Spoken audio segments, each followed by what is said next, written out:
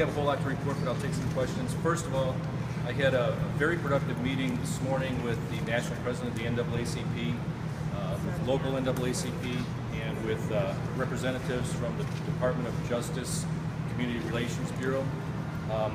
We're going to put together a plan with them and try and engage some of our local clergy and community leaders. I'll start over. I want to make sure everybody's... Are you guys ready? Yep. Let's go. Get ready. Go ahead.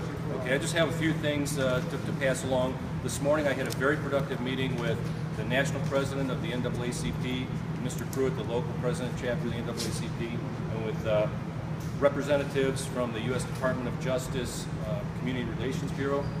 And we're going to put together a plan to try to give the sidewalks up in the area of West Florissant to the protesters. We're going to put up some cones so that they stay out of the street. We're asking that, and we'll put up porta potties for them to use and allow them to freely protest for as long as they want. What's happening now is not what any of us want. Last night we started getting rocks, bricks, bottles thrown at us, and then a Molotov cocktail, and then gunfire went off. We need to get everyone to calm down and try to bring some peace to this. We want everybody to be able to protest. We know they're going to protest. We want to facilitate their ability to protest because it's a constitutional right. So working with these leaders, we're going to try and put this together and hope that everyone will take the opportunity to get the message out that they want to get out. We understand everybody's anger and their need.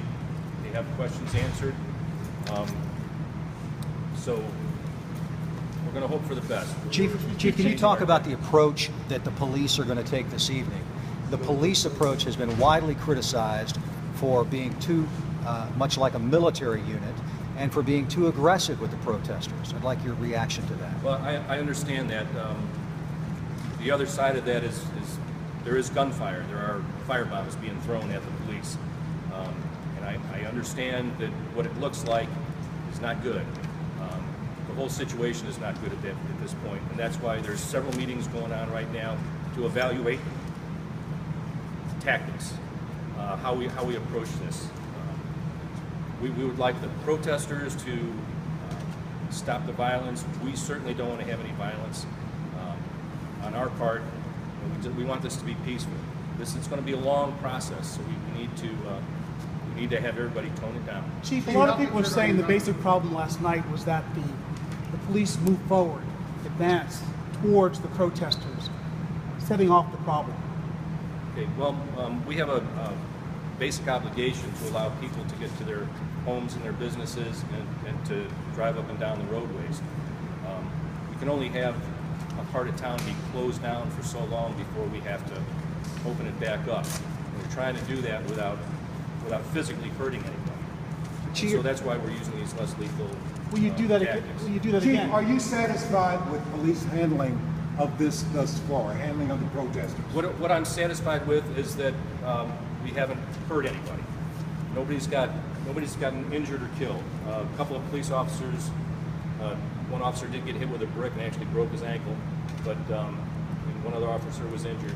But in general, I mean, with the chaos that's going on right now, I'm at least happy that nobody's gotten seriously injured. Chief, there are repeated examples. The situation, the volatility is increasing. What's your take on how volatile this is now and the potential for things to get worse before they get better? It's a powder keg, and we all recognize that. And that's why we're going to try to facilitate the protest tonight, and we hope that the protesters will recognize that we are trying to facilitate, to help everybody bring this down. Chief, there are repeated examples of people who claim that they were tear gassed. Are you meeting with the family today? We've been hearing lots of rumors. I had a meeting scheduled with the family at 10 o'clock this morning. Apparently their attorney didn't have an opportunity to adequately talk with them. So So the meeting was postponed, but they promised me that this afternoon that meeting will be rearranged. For today, for What today? happened at the march yesterday? You were going to march with them yesterday, and that didn't happen. Was that sort of the same thing, or are you running into that?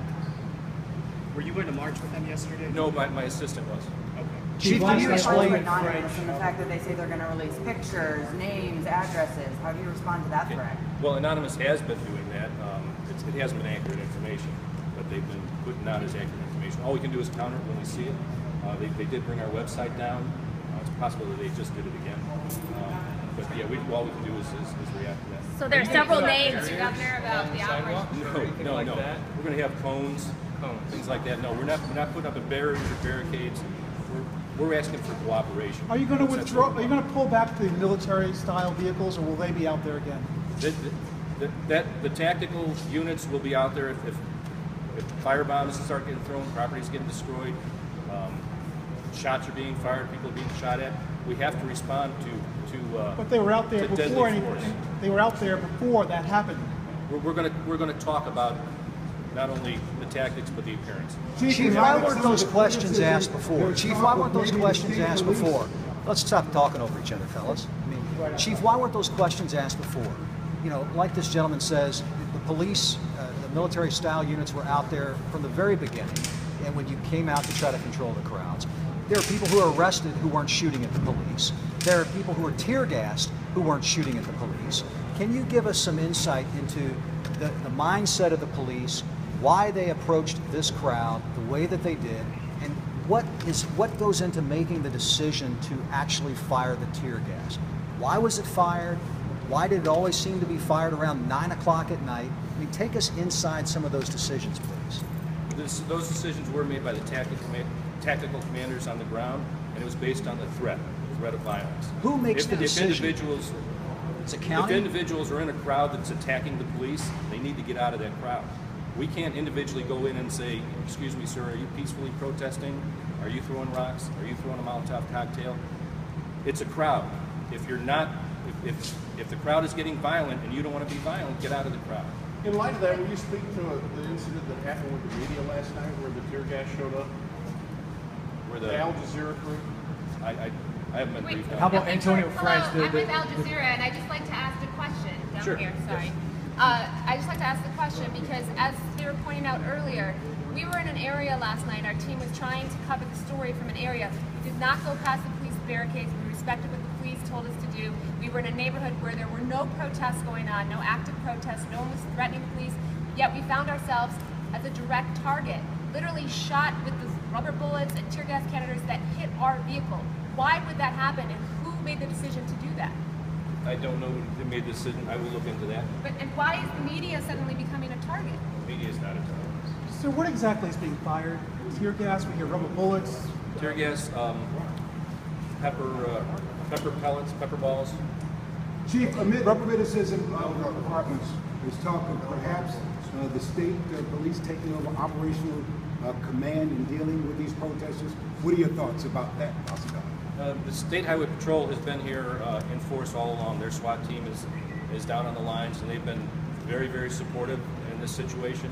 And I certainly welcome their assistance. Why would there be a different tone to the police response tonight? And Fox 2 is reporting that the county police have been pulled off of that. So how specifically is the police response going to change? They're actually having that meeting now, and I have not heard any of that. I haven't heard the results of that. When do you think that we are going to know what exactly happened? That's up to the prosecuting attorney's office. He's waiting to interview. This has all been thrown out there before, but I see you're new. All the evidence has to be examined. All the ballistics have to be examined, and most importantly, all the witnesses have to be, talked to extensively.